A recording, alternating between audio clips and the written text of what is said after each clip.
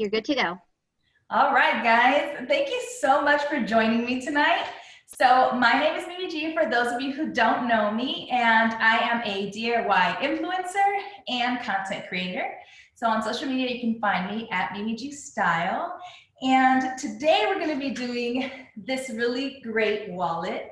So I'm super excited. So before we get started though, if you're not already following on IG, go follow, and then also make sure and go follow at Stradler North America. And after you're done with this, posting on social media is exciting for me to watch, but in order for me to see it, you have to use the correct hashtags. So use hashtag myfimo and hashtag Stadler_NA.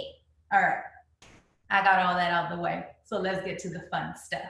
So this super cute wallet is made from clay. If you guys watched my last class where I did the earrings, they were coined the Flintstone Earrings. I talked a little bit about how amazing I thought that this clay was, because when I first got it and they told me it was sort of like leather and you could bake it and it was going to be pliable and flexible, I was a little bit like, what? So after working with it and doing the earrings, I was sold. It really is amazing. So the next thing I thought was making something that was sort of useful and that I carry in my purse all the time, which is this really cute little wallet. So I think we can sort of go over all of the supplies. So let's go overhead. All right, so I'm going to sort of walk you first through the supplies that we're going to need. And if you don't have all of the supplies tonight, or let's say you haven't yet printed the PDF pattern that I believe was sent to everybody, it's also in the chat. I know that they put it in there. And then as a third measure, just in case, after the class is over, I'm going to post it on my stories on Instagram, and I will have a swipe up so that you can just go to that swipe up and it'll take you directly to the download link for the pattern. So this PDF pattern is super easy. It's just these two pieces that you're going to print, and we're going to use this to create our wallet. So that's the first thing you're going to do. Now, as far as the clay goes, in the first one I did 2 different colors. I'm going to do 2 different colors today too. I'm going to use this sort of avocado color and this sort of rusty color.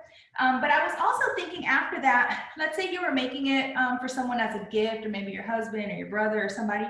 If you did the brown, it would look really great as like a brown leather wallet case. So whatever color you want to use.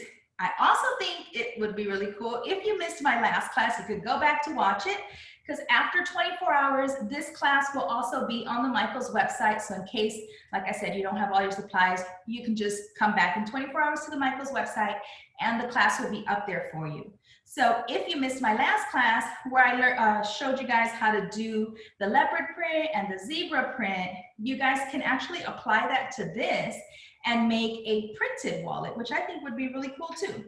So aside from your clay, you're gonna need the pattern, something to cut with. Then we're also gonna be sewing. Now I'm not actually gonna sew on camera. I'm gonna just show you what it looks like after you sew it, but I am gonna give you some tips on that.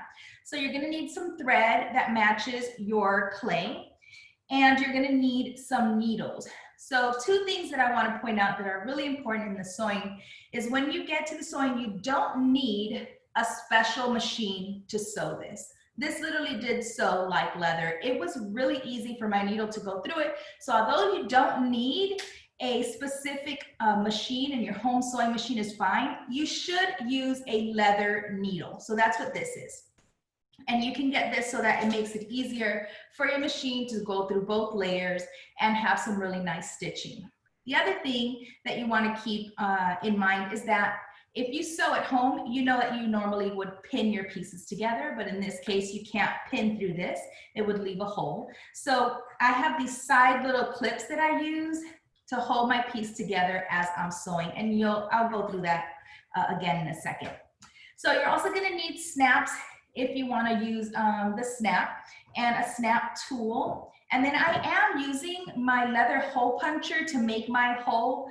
But if you don't have one, you can make this little hole that you see on the pattern before you actually bake this. Now, there are 2 different, I guess, ways. You could bake this and then roll it out, bake it, and then cut your pattern piece out. I found that I got a much cleaner cut if I cut it before I baked it. So now that we have sort of the supplies, let me give you a couple tips on rolling out the clay. So I don't know, you can maybe tell from the way I'm handling it that it's pretty thin. Now, the reason you want it thin is because you're going to be sewing through 2 layers. So the thicker it is, the harder it's going to be to sew. So you want it to be relatively thin. So this I used my pasta machine for and used it up to a number 6, I believe was the last setting. So you can tell it's pretty thin. Now, if you don't have a pasta machine, you can roll this out, but I tried rolling it out and I'm not the greatest at rolling. Even when I bake, the rolling pin goes off my table. It's like not cool. So if you're good at rolling it, roll it. But if you have a pasta machine, it's so much easier, but go slow. So the very first setting I rolled it was in a number 1, right? So I used my hand to ply it, make it pliable, sort of soften it a bit. Then I put it through number 1. Then I did number 2, number 3, number 4, and then finally number 6. So another thing to keep in mind is when you're putting this into your pasta machine, when you get to number 6, it's really thin. And so you want to make sure that you don't sort of let it hang on the pasta machine because it's going to stick. So I just held it up literally like this as I rolled it so that it wouldn't get stuck, and it gave me this really beautiful sort of thin shape.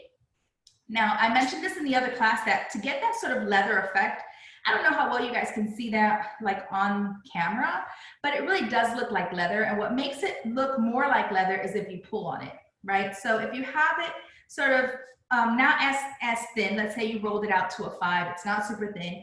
If you pull on it a little bit, it sort of gives you a texture, and the texture looks like leather. So that makes it really, really nice.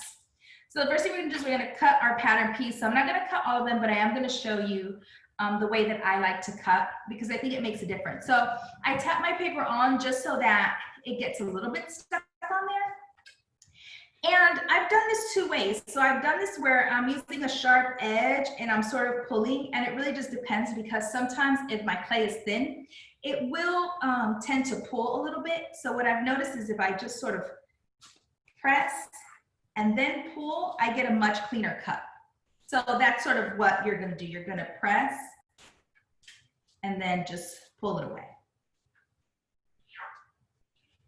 Now for the corners, because the pattern has sort of this little curved edge, what I do is I just cut straight. So I just cut straight like that, and then I use this little tool to sort of round off the edge. And that sort of makes it a lot easier. And then for this curve, I use a really sharp tip. So however, if you're using this, or you're using a knife, whatever it is, make sure it has a really sharp tip so that you can get really close to that edge and cut. Now, if you don't have a sewing machine and you still want to sew this together, you could sew this by hand, right? It has these little dots for you guys, and you can go ahead and poke the little dots, bake this, or use a hole puncher like this one after it's already baked on the smallest one that you have, and make the holes, and then you can hand stitch this together, which would be just as cool. But if you have a sewing machine, it's really fast. So once you have that, I'm gonna set this aside for just a second. And I'm gonna show you after you bake it. So I baked it at 265 for 30 minutes, and you can see that it's really pliable.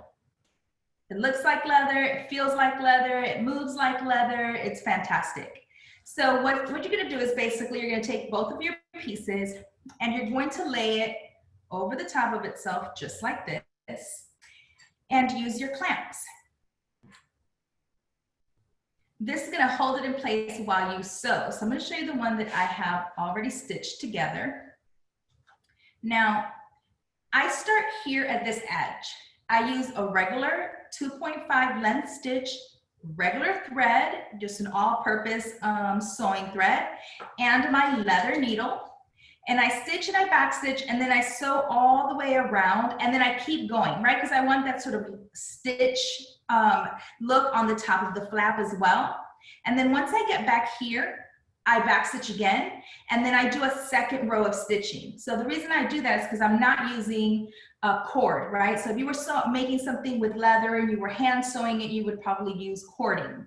But I'm not using cording because my machine won't take cording. So what I'm doing is I'm creating a heavier stitch so that it gives you the appearance of cording, but without it.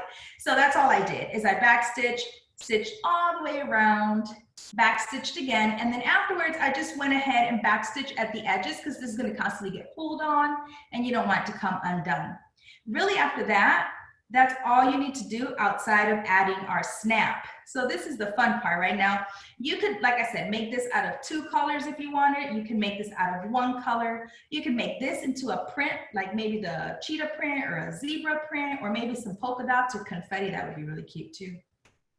And then what we're gonna do is we're gonna mark this so that we can make our hole. So one last thing I wanted to mention now, when you bake this, and you put it together, you might notice that it might be like slightly bigger on one side. And so all I did is after I stitched it together, I used my scissors to sort of trim off anything that looked wonky, especially if you're going like around the corner. Let's say you went too far in one area, you can sort of just cut that right off. It cuts just like if it was leather. So now what we're gonna do is we're gonna mark it. So I'm gonna grab my pattern piece. I'm gonna lay it over the top and I'm gonna mark where that little hole is. And then you're gonna do the same thing for the bottom. This is a really easy project, guys. Like once you get this rolled out, cut and baked, it's like 5 minutes. Everybody for Christmas is getting a wallet, you know what I'm saying? Your mama, your daddy, your sisters, your cousins, everybody's getting a wallet. Super easy, super fast, and really cute. So what you're gonna do is you're gonna make a hole punch. So I'm gonna grab my hole puncher and I'm gonna make my hole.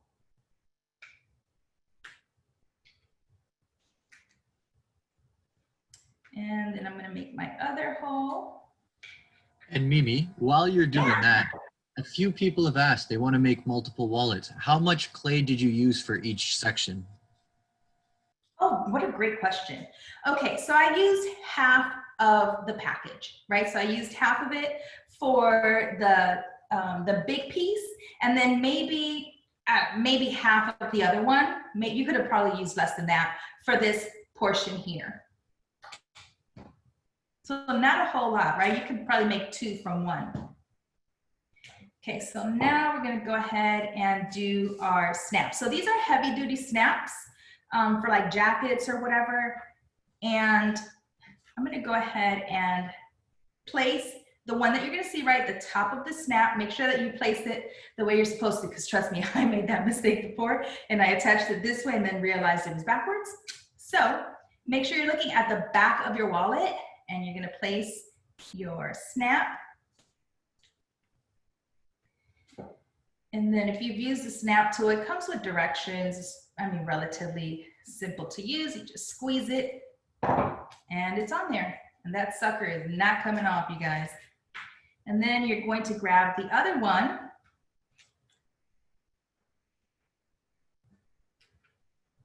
And then you're gonna get in there. So I noticed that for some reason, if it was a little thicker, I needed a little cushion. So I'm gonna put that in there and squeeze. There you go. And it's done. So one thing that I did do, so after I made this, I wanted it to lay nice and flat. And so I took a washcloth and I put it on top and then I lightly steamed this with my iron. And all it did was sort of create a little flatter effect so it laid nice. And I mean, it works like a charm. These are a lot of fun and they're so quick and easy to make. Like, I love this. I even thought that maybe we could add fringe, like if you did some where you rolled out the clay and then cut out fringe, you could add fringe to the bottom. The other thing I wanted to share with you guys, if you wanted to change the style of this, is at the very top of this, if you wanted to just straighten it out, right? And basically, in essence, you're making a rectangle. And then when it would fold over, it would just be straight across. And you could top stitch using Velcro instead. If you wanted to do a Velcro closing instead, that would be really cool too. If for whatever reason you didn't want to give everybody the same exact wallet, you could switch it up a little bit.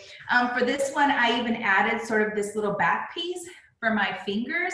And all I did was cut a rectangular piece of my clay after it was baked and before stitching it on, okay? So before you add this part, place it on the back, stitch on either side just to secure it, and then go ahead and sandwich this and go ahead and stitch. So if you wanted to add this little detail, that's just how easy it is. Okay, so we can go to front facing camera. All right. So do I have any questions? What do you guys think? This is so fast and easy to make. A few people were actually wondering how you did sew the two parts together. Did you use a machine? Did you hand stitch? Oh no, so I mentioned that earlier. So this is sewn on my sewing machine. And again, you don't need a special sewing machine for this. All you need to do is make sure that you're using a leather needle because it's a thicker needle. And so it makes it easier to go through the layers. But this wasn't hard to sew through at all, actually. This was easier than sewing like when I sew with denim. It was just about the same. So I just used regular sewing stitches at a 2.5 length stitch, and then I just sewed back stitching to secure it. You could even do maybe a zigzag stitch on the little edge here where it connects. And then I just stitched all the way around using about 1/8 of an inch seam allowance, and that was it. Like I literally just went around it twice to secure it, and that was it. So super easy to do. If you have a sewing machine at home, you can do this in a matter of minutes. Anything else?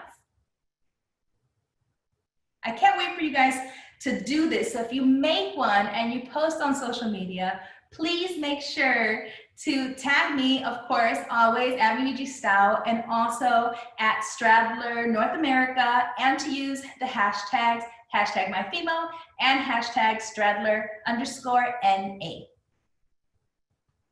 Hey, Corey, any more questions? All right, if anybody has any questions, throw them up in the chat and we will answer them with Mimi. Awesome. Also, don't forget that if you don't have the supplies tonight, it's totally okay because the class will be up on the Michaels website 24 hours later, so you guys can watch it again in case you don't have everything here. Sometimes you just want to watch and then do it later, so that's totally okay. You'll have access to it. And again, if you need the pattern and for whatever reason you didn't get it in the email that you were sent about your class, or you didn't get it in the chat today, you can go to my Instagram after we're done. I'm going to post it in my stories with a swipe up to the Dropbox link where you can download the PDF pattern and you can make this over and over again. And then drop in, leave me a comment, say hello, let me know what you thought about the class. Now we have a great question about Fimo leather effect versus using standard leather. What would you say is the pros of using Fimo leather effect, and is it sturdy compared to leather? Well, I would definitely say, yeah, it's definitely as sturdy as leather. I mean, I can pull on this, like it's not coming apart. This is actually very durable. But there are some differences. I mean, you know, for me, I'm a DIY sewer, but I do fashion sewing, right? I sew garments. So, you know, for the most part, I'm not gonna roll out a huge piece of clay to make myself a top or something, you know what I'm saying? So, you know, but if you're doing small items like this, like keychains or little wallets or earrings, bracelets, jewelry, I mean, all that stuff is great. It's obviously more cost effective than using leather, right? Because if you're using real leather, it can be pricey, but it feels the same. It's really nice. And like I said, it's really pliable. I'm really impressed. And that was a good question, Cor. Well, I think that's all the questions. And you guys can always leave a question on my Instagram if you see the post from the wallet. If you, remember, think of something after the fact, you can just type it in. I try to answer as many questions as I possibly can. So I just wanted to make one comment. There's a little bit of a discussion here on whether or not it shrinks. So I know my clay has never shrunk after baking. What is your experience, Mimi? It did not shrink. I had read that too, honestly. You know, like I said, I work with textiles most of the time. So when I was approached about doing this class, I was really excited because it's a little bit out of my comfort zone. I'm not necessarily like a super crafty person, but this was really easy to work with. But when I was looking for ideas of things to make online and sort of going through the Stadler website and looking at ideas, I did read a couple people that said to cut things maybe a little bigger, or to roll out your clay and then sort of bake it and then cut your item out because of shrinkage. But to be quite honest, I didn't get any shrinkage at all from baking. So I'm not too sure if that's maybe somebody's oven or I don't know what happened, but mine did not shrink at all.